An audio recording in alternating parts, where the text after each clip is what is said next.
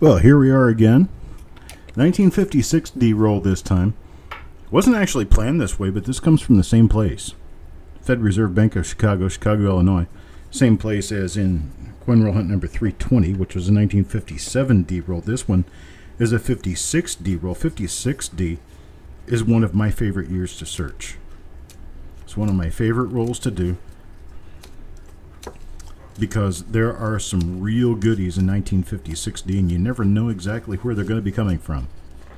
So I've pulled a number of 56D rolls that had nothing. I've pulled a number of 56D rolls that had a few minor RPMs, and then I've pulled some 1956D rolls that had some outstanding stuff in it. So prediction is, never going to be accurate, so I just don't do it. But here's an interesting one for you here. There's actually a piece of the original twine from the bag inside the wrapper of the roll. It's part of the twine from the actual bag. Kind of cool there. All right, and here we go. Coin number one. Coin number one. Oh, let me get these things stood back up in order here. There we go. Coin number one will be for Malcolm. Hey, farm dog. Looks like you did make it back. Here's coin number one for Malcolm. Let's see what we get for Malcolm here. And it looks like it could be a minor lower split serif RPM, but we're going to kind of just skip this one because it doesn't look like enough. Double die reverses, not known for 1956D, so what we're going to do is look through the first 10 coins on the reverse, and we're going to skip the rest of them for the purpose of the show, but we will look through the reverses on every coin before we pass these out to the people involved in the roll. Here's coin number two. Coin number two for Yo Man now. Oh, Malcolm. Let's see what we got for Yo Man. Another one of the same die we just found.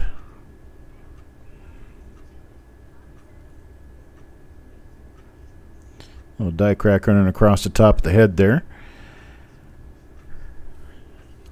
Late die state and a whole bunch of southwest, northeast die scratches running throughout the mint mark area. Got nothing on the reverse of this one either. So there we go for that. That's coin number two. Now coin number three. Coin number three goes to Mr. Hampton, Bob Hampton, who is back in the house. Evening, Mr. Bob. That hair is yours for free. I will not charge you the surcharge for a hair this time. Same die, though, that we just had. It's got a progression of a die crack running across the head. Now coin number four. Eric, let's see what we got for coin number four. So far, we're running one die throughout the roll. This is a doubled mint mark here. It's an RPM. Pretty decent one, but it's a later die state example. But it is an RPM. We are going to hold it out as an RPM. It's going to be RPM 1 for this roll. First RPM found in the roll, and it goes to Eric. Got a nice dice crack running across the VDB. We've got a couple of die cracks in the hair, one of them on the brow going up through the forehead into the hair, and another one actually starting off in the hair and running forward toward the forehead. A number of die cracks here. Let's check the reverse of this. See what we get on the reverse. Probably just markers and nothing more. We've got some east and west die scratches running through the lower part of states. And that's about it. We do have a little die break, die chip between the level of United and Cent over in the left wheat, on the outside of the grains. Well, and that's it, but we do have our first RPM for the roll. So we do have an RPM in this roll. Coin number 5 now, McBride. Mr. McBride, who also just happened to show up, gets a normal coin. This one is a normal coin. A die clash in front of the 1. That nifty little weird looking thing in the 9. There's a little die chip inside the 9 as well. Got just a little bit of what appears could be. Yeah, I think that is a double die lid inside the eye there. There's a little bit of a clash of the C on the reverse there. So we're going to hold this out. It's going to be a little difficult to attribute. We may or may not be able to get anywhere with this, but at least I'm going to give it a shot. But it will be a minor doubled eyelid. Trying to improve our photography on the doubled eyelids so that we can get to a point where you can actually look them up and be able to attribute them one from the next. Okay, here's Dennis Paulson. Dennis Paulson comes up with coin number 6 now. Coin number 6, and it looks like we could have the same thing all over again here. Nope, different die. Different die for sure. This has got some really strong die scratches on the left side. Got some rather strong die scratches around the date as well. This one's going to turn out to be a normal coin. Let's take a look on the reverse and make sure that we don't have a double die to be talking about, as double dies are not known for 1956D. We're on coin number 6 now, moving on to coin number 7. Got 4 more coins that we're going to check on the reverse side before we keep moving on, without checking the reverse side during the show. This one's from Marshall. This one is, I believe, one of our little doubled eyelids. No? Okay, I'm going to have to learn the markers for that one a little bit better, because there's repeating hub markers that keep showing up. That thing on the inside of the 9 shows up on more than just one die. So take a look at the reverse on this one and see what we can find on here, if anything. A couple of die scratches, and that's about it. No hub doubling, and we will move on. There is a really nice Class 6 double die reverse known for 1956 Philadelphia. But the 56 Denver, we are unfamiliar with any double die reverses as of yet. It doesn't mean we can't find them, it just means that we don't have them yet. So we do still cursorily check and see. Here's the one with the little line inside the 9 plus the little die chip in the 9. And not really much of anything else going on here. No doubling on the obverse. And this is going to be coin number 8. We are still checking the reverses on the first 10 coins here. And I found nothing here. That's for Eric. Now number 9. Number 9 is for Malcolm.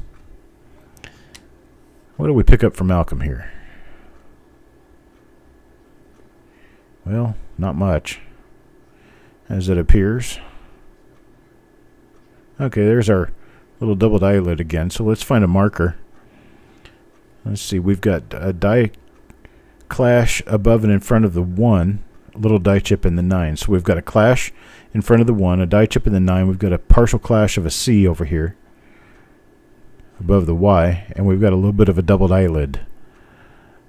So that's going to be our die number 2 for the roll.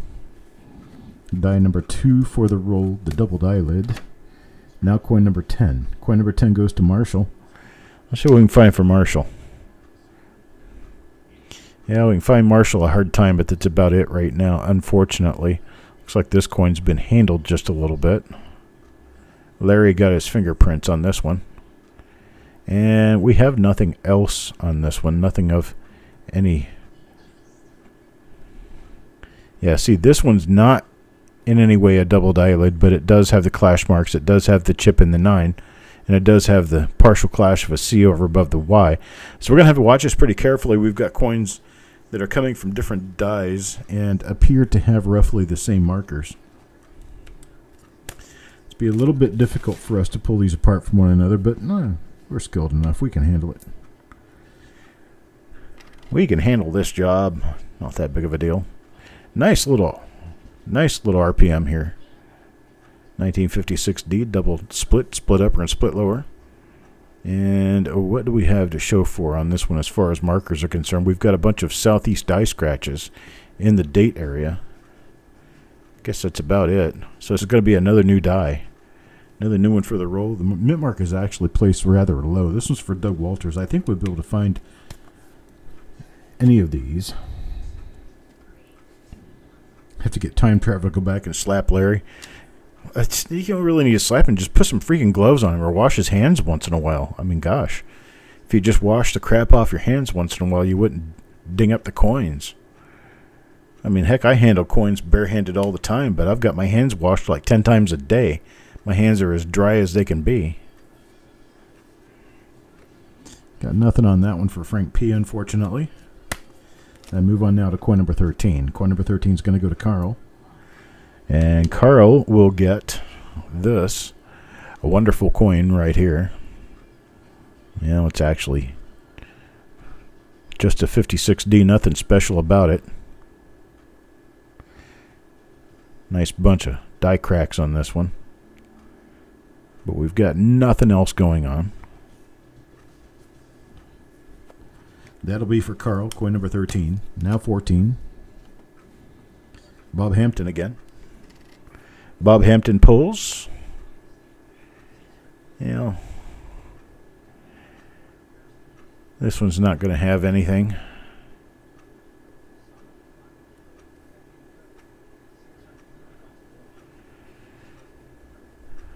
The funny thing with those ones with the hub doubling on the ERTY of Liberty, that only shows up in 1957. I don't know why it doesn't show up for other years. And most of them are on the D-Mint coins. It could be some odd thing that was going on with the hub that year. All right, here's DN, coin number 15. It is undoubtable, though, that they are double dies.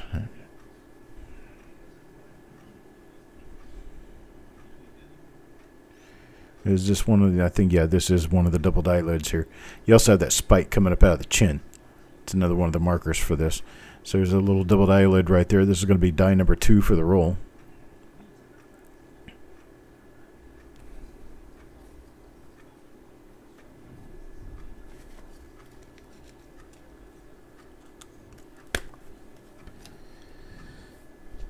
Coin number 16.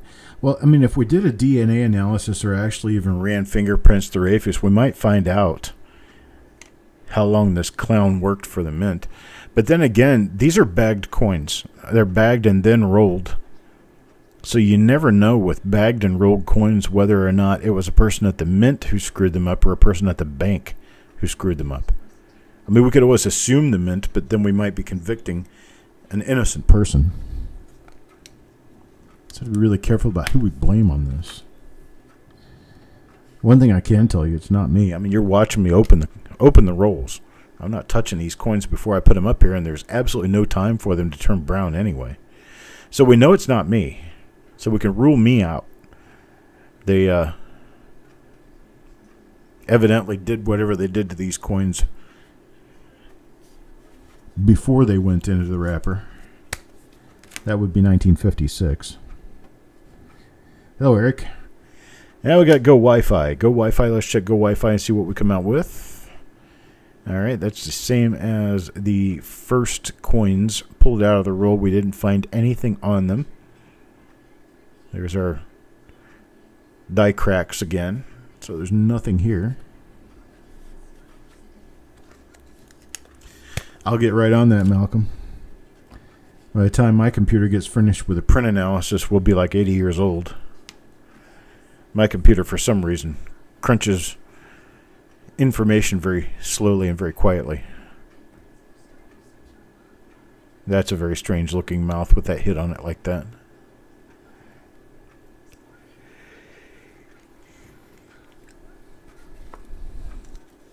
I actually found a coin one time that had a struck through right over the mouth. And it looked like he was wearing a mask of some sort. And it almost looked like a Hannibal Lecter thing, so I called it my Hannibal Lincoln coin. Some people didn't like that very much. It was all in good fun, though. But sometimes people can't recognize fun. It's part of the problem with society these days. You've got so many people in society these days that can't recognize fun. They see everything as an offense to something. They take offense to things that they shouldn't even take offense to just because they think somebody else might. Yeah, it's like the people fighting to take the Redskins' name away from them. Hell, they weren't Native Americans. There we go. There's another one. Another double die lid. That's die number 2 for the roll. Now, those people weren't Native Americans. Those people were protecting the Native Americans who don't care It's like, we don't care. You use the word redskins. It doesn't matter to us. Yeah, we have bronze skin. We're darker than you people, so what? Use redskins. We don't care. And these other people says, oh, no. No, it's offensive to you. We can't use that.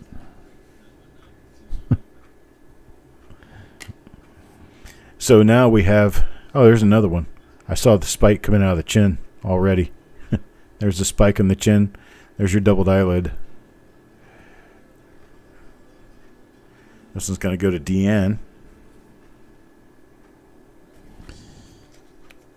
Yeah, so we're now into attempting to protect other people by stripping everybody's rights.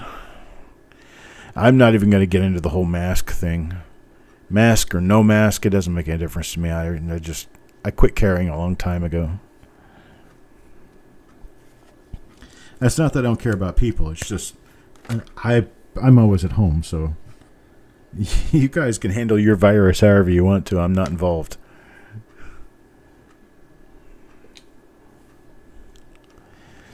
Well, at one time, sports was entertainment until it became political. When it became political, sports was no longer entertainment. Sports became an agenda. And now that sports are an agenda, we have a whole bunch of people banning sports in their house because the players of the sports are babies and they have to kneel to protest something they don't even understand because not one of them ever served in the United States military. They were too busy going to college, getting a free ride to a life full of hookers and cocaine. And they're supposed to be our heroes.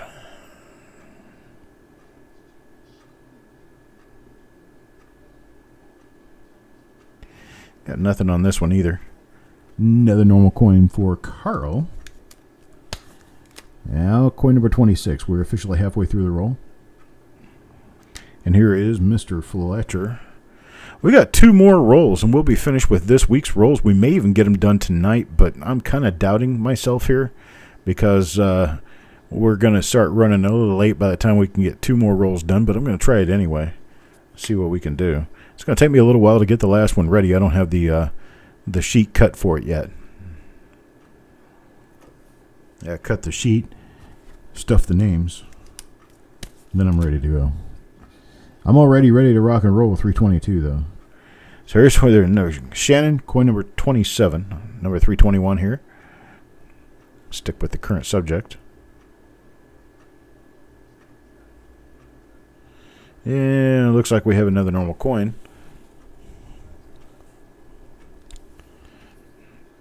This one now for Shannon Smith.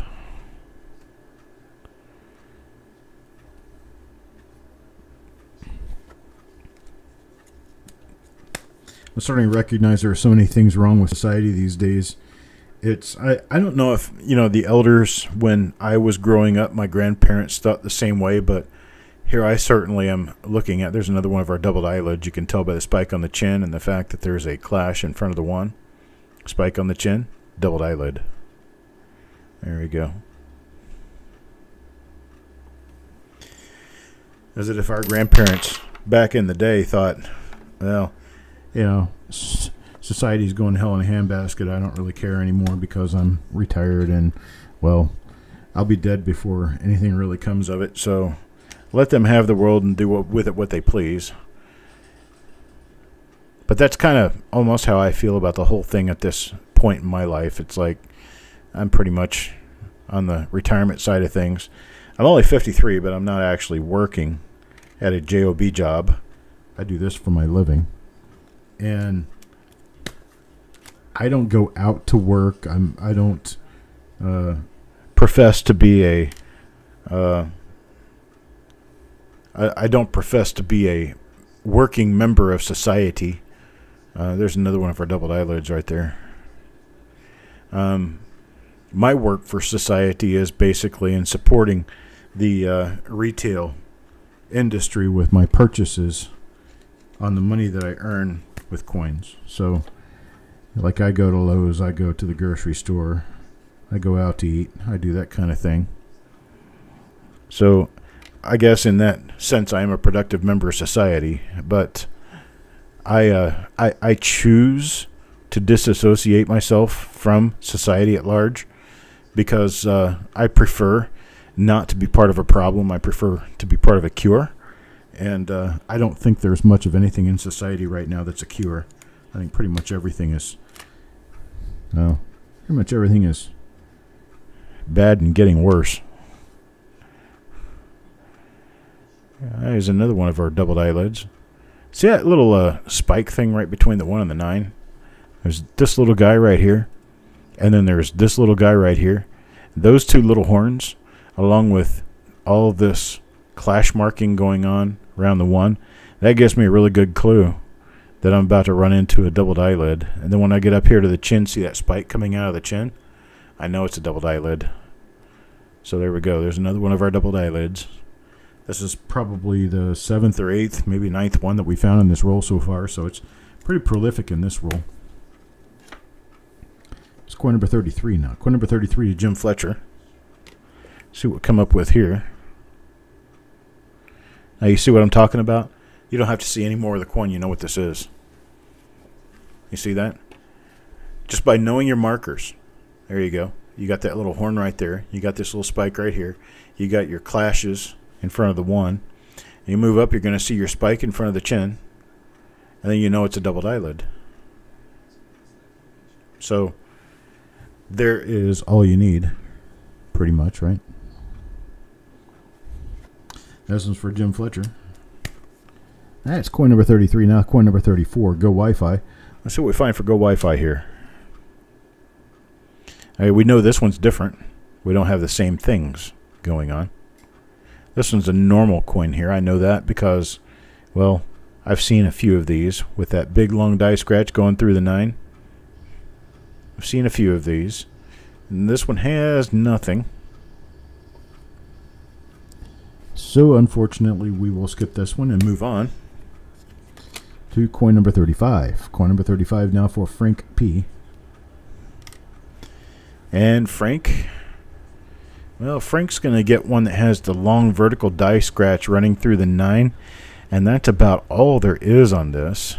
Nothing special. Larry got a hold of this one. And go back and break Larry's fingers for him.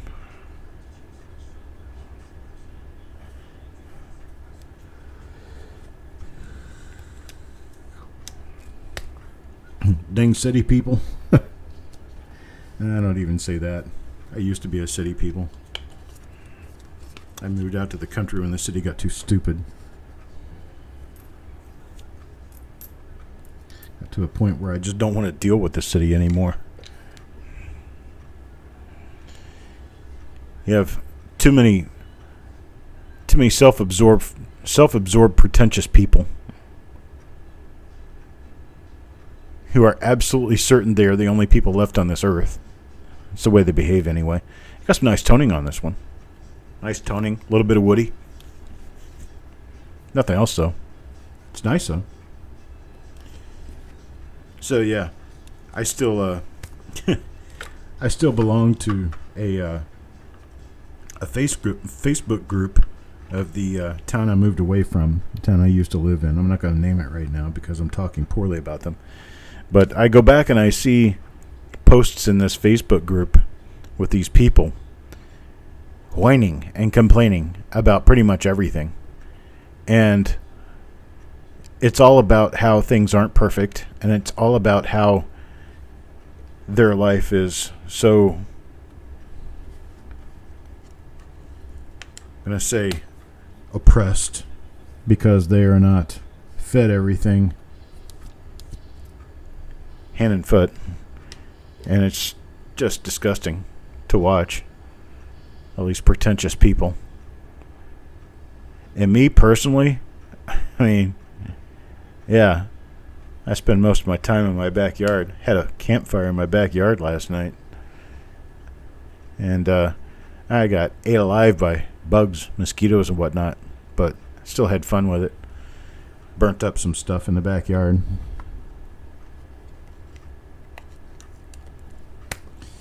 How do I classify an RPM or other varieties when the coin is older and many of the die markers are not visible.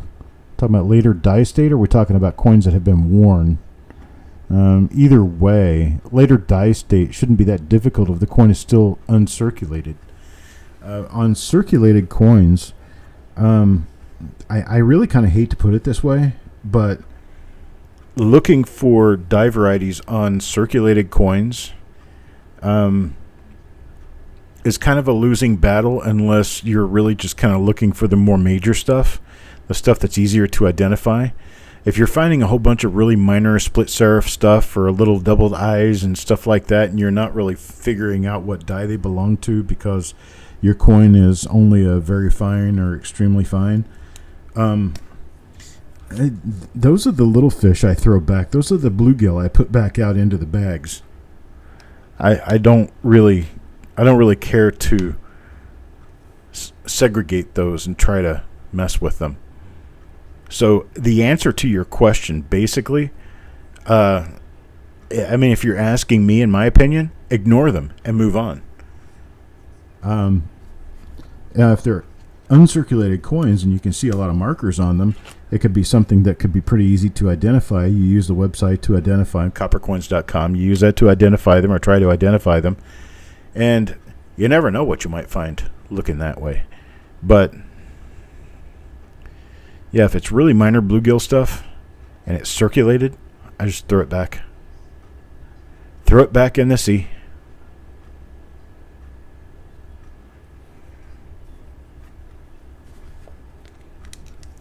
Not finding much here, but for some reason that's kind of what I've always expected out of 56D rolls. I open them up thinking that, maybe this could be the one roll that provides the real hitter stuff. And it turns out, no, not yet.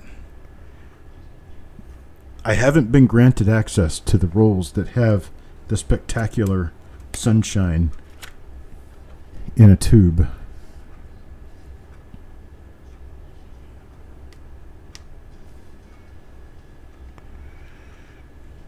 I'm expecting that's going to happen any time now. I've only been through a few hundred 56D rolls.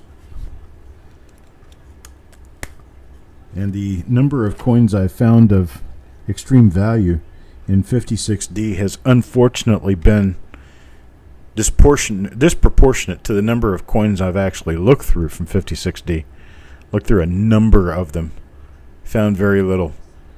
But it's out there. Out there waiting for us. We just have to find the right roll. This one unfortunately doesn't seem to be one of the right rolls to find the really big stuff, although we have found a few relatively minor die varieties in here.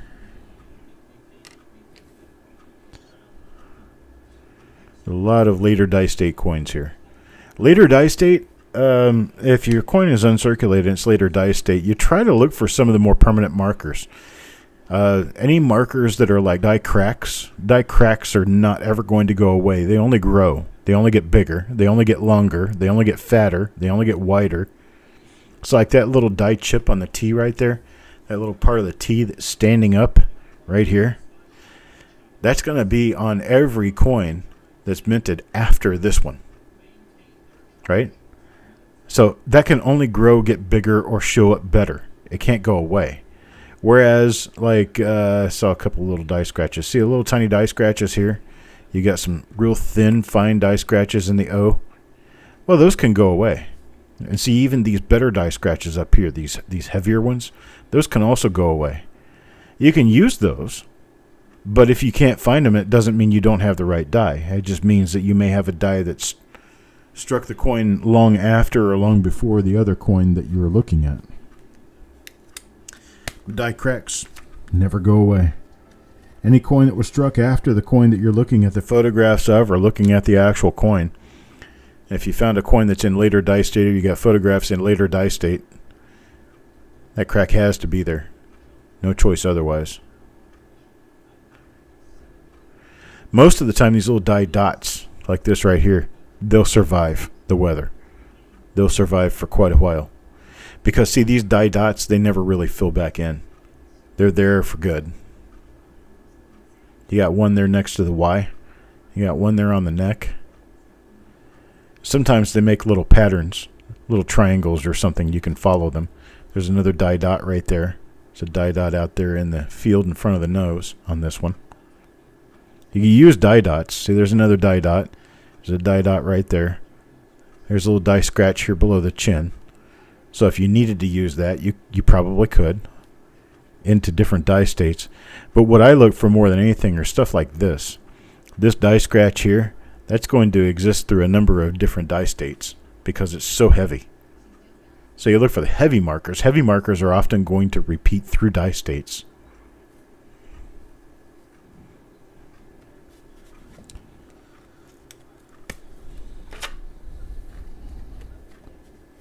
I've run into a number of little bluegill things before. Just little splits in the die, stuff like that. I just throw them back in the bag.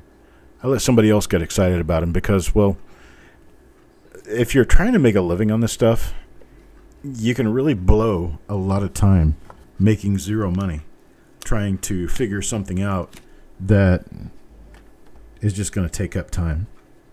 And as a collector, to have fun with something like that, that's great. And I don't mind having fun with it once in a while. I don't mind digging in and trying to identify some really minor something that is really difficult to see.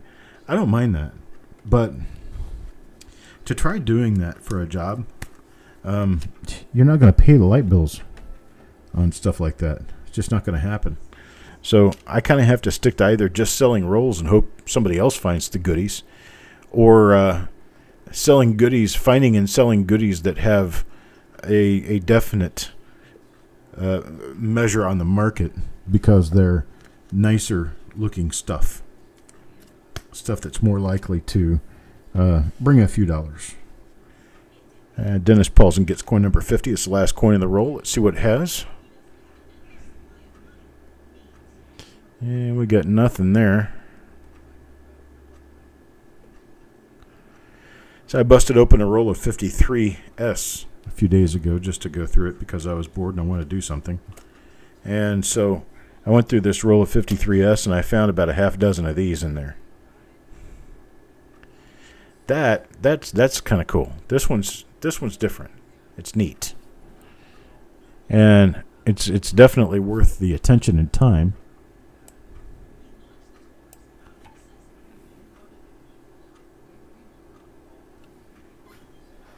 That's 1953 SRPM number 4.